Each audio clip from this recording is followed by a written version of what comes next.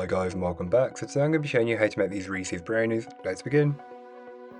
To get started on the recipe, you want to grab yourself a mixing bowl and place in the butter. Then place this into the microwave and melt the butter until it's completely melted.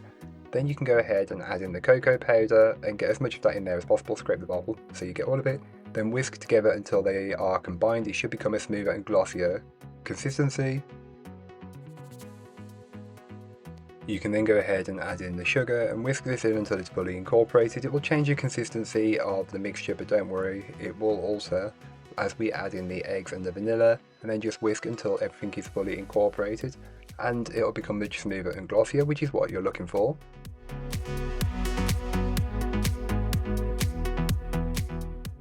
So then you can go ahead and add in the plain flour, followed by the milk chocolate chips and then the mini Reese's Peanut Butter Cups, and fold these in until everything is fully incorporated. You can't see a trace of a single ingredient, a little like this.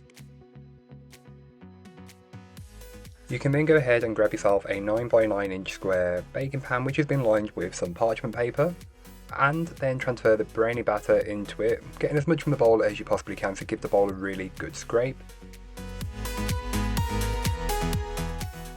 You may need to give the brownie mixture a little bit of a leveling out, so this will just help with the consistency of bacon, as you don't want it to be super thick in the middle and super thin towards the edges, as otherwise it'll bake quicker and it won't look right.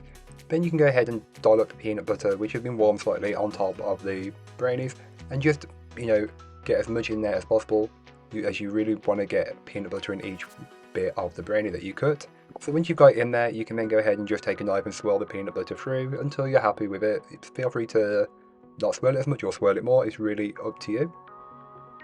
So once your brownies are baked, here are what mine look like, you can then go ahead and finish them off. So I'm placing on Reese's Peanut Butter Cups. I had so many to use up at this time, I don't know why.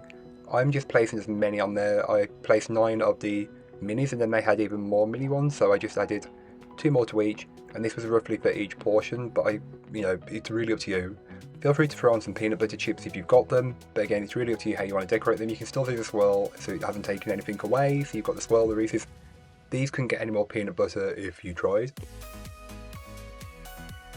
So much later on, I placed these brownies into the fridge and let them firm up. Then the following day, I cut them up into around 8 portions, but feel free to cut them into more or less, depending on how many people you're intending to treat with these, or it's really up to you, so you can cut them as big or as small as you'd really like.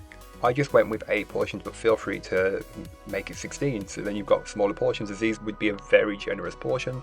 As you can tell, you've got the swirl on top, you've got peanut butter studded throughout the pieces, Reese's Pieces cups, and then the chocolate chips as well. You couldn't get any more chocolate if you really tried. That's all for today, hope you enjoyed. If you did, don't forget to like, comment and subscribe for more from me, and I'll be back again very soon with another recipe, so join me then. In the meanwhile, don't forget to check out the description, there'll be a link to this recipe, a link to my blog and links to my social medias. But that's all for today, I hope you enjoyed. Bye guys.